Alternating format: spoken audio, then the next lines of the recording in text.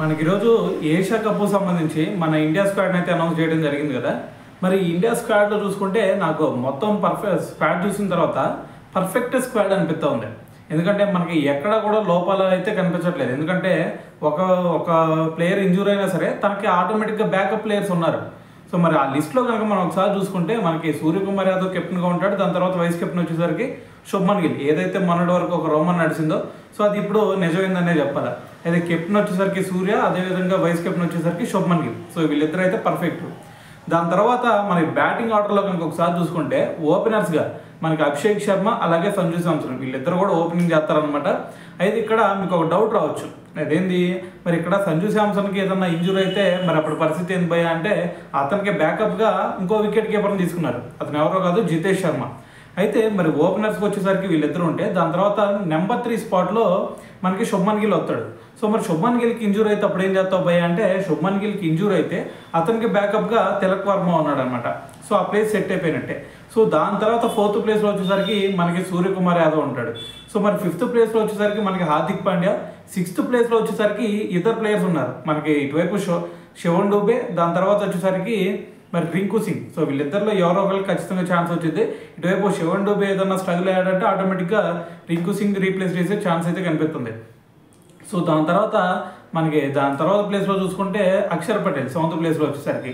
So మరి Axar Patel 7th ప్లేస్లో ఉంటాడు. సో అక్షర్ పటేల్కి ఏదైనా ఇంజురీ ఏదైనా అయిందంటే స్టాండ్ బైలో మనకి వాషింగ్టన్ సుందర్ రూపంలో రీప్లేస్మెంట్ ఉంది. సో అది పర్ఫెక్ట్గా ఉంది. సో దాని తర్వాత ప్లేస్ వచ్చేసరికి మనకి 8th place, 9th, 10th, 11th ఈ 4 ప్లేస్లో చూసుకుంటే మనకి ఇద్దరు స్పిన్నర్లు కావాలా, అలాగే ఇద్దరు పేస్ బౌలర్లు కావాలా. ఎందుకంటే ఆల్రెడీ మనకి హార్దిక్ పాండ్యా రూపంలో ఒక పేసర్ ఉన్నాడు కాబట్టి సో ఇంకొక ఇద్దరు పేసర్లు కావాలా. సో ఆ ఇద్దరు పేసర్లో ఎవరిని తీసుకుంటాం? ఇటువైపు బుమ్రా అవైలబుల్గా ఉన్నాడు, హర్షదీప్ సింగ్ అవైలబుల్గా ఉన్నాడు. సో వీళ్ళిద్దరికి ఎవరికైనా ఇంజూరీ అయిందంటే ఆటోమేటిక్గా హర్షిత్ రాణా గేమ్లోకి వచ్చేస్తాడు అనమాట. సో దాని తర్వాత మరి స్పిన్నర్ల విషయంలో ఏంది భయ అంటే ఆల్రెడీ మనకు ఒక స్పిన్నర్ ఉన్నాడు కదా, ఎవరో అక్షర్ పటేల్. సో మరి అక్షర్ పటేల్కి తోడుగా ఇంకొక ఇద్దరు స్పిన్నర్లు కావాలి. ఎందుకంటే యూఏఈ పిచ్లు అంటే మనకి తెలిసిందే కదా. సో అక్కడ ఎలా ఉండేది, మనకి అంతా స్పిన్ బౌలింగ్కి బాగా అనుకూలించింది. అందుకని చెప్పేసి ఇంకో ఇద్దరు స్పిన్నర్లు అయితే ఉన్నారు. వాళ్ళలో మరి కుల్దీప్ యాదవ్, అదేవిధంగా వరుణ్ చక్రవర్తి. సో వీళ్ళిద్దరిని ఎదుర్కోవడం అనేది చాలా కష్టం ఆ పిచ్ల మీద. సో దీంతో మరి 3 స్పిన్నర్లు మనకి మొత్తం ఓవరాల్గా చూసుకుంటే మనకి అక్షర్ పటేల్, కుల్దీప్ యాదవ్, వరుణ్ చక్రవర్తి మొత్తం కూడా 3 స్పిన్నర్లు. ఇటువైపు బౌలర్లో వచ్చేసరికి బుమ్రా, హర్షదీప్ సింగ్, అదేవిధంగా మనకి హార్దిక్ పాండ్యా. సో వీళ్ళ 3 పేసర్లు అయితే ఉంటారు. సో వీళ్ళకి బ్యాకప్గా ఎవరికైనా ఇంజూరీ అయితే హర్షిత్ రాణా మరి వాళ్ళ ప్లేస్ని ఆక్యుపై చేసే ఛాన్స్ అయితే కనిపిస్తూ ఉందన్నమాట. అయితే మరి ఓవరాల్గా చూసుకుంటే మనకి 15 మెంబర్స్ స్క్వాడ్ అయితే ఇది. సో మరి వీళ్ళకి ఏదైనా సరే ఏది పైన అభిషేక్ శర్మకి ఏదైనా ఇంజూరీ అయిందనుకోండి, స్టాండ్ బైలో మనకి ఆటోమేటిక్గా యశస్వి జైస్వాల్ ఉన్నాడు. సో సెట్ అయిపోయింది.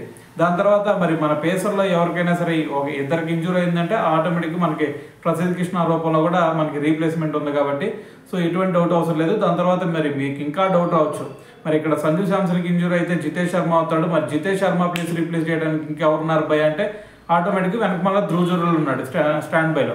సో కాబట్టి మన టీం మొత్తం చూస్తుంటే పర్ఫెక్ట్ స్క్వాడ్ని ఇంక్లూడ్ చేశారని అయితే నాకైతే అనిపిస్తుంది. సో దీంతో మళ్ళీ నాకైతే ఫుల్ కాన్ఫిడెన్స్ ఉంది, ఖచ్చితంగా ఈ ఏషియా కప్ అయితే మనమే కొట్టే ఛాన్సే ఎక్కువగా అనిపిస్తున్నాయి. సో మరి ఈ స్క్వాడ్ చూసిన తర్వాత మరి మీకేమనిపిస్తుంది అనేది కూడా తెలియాలి కదా. సో కింద కామెంట్ చేసేయండి.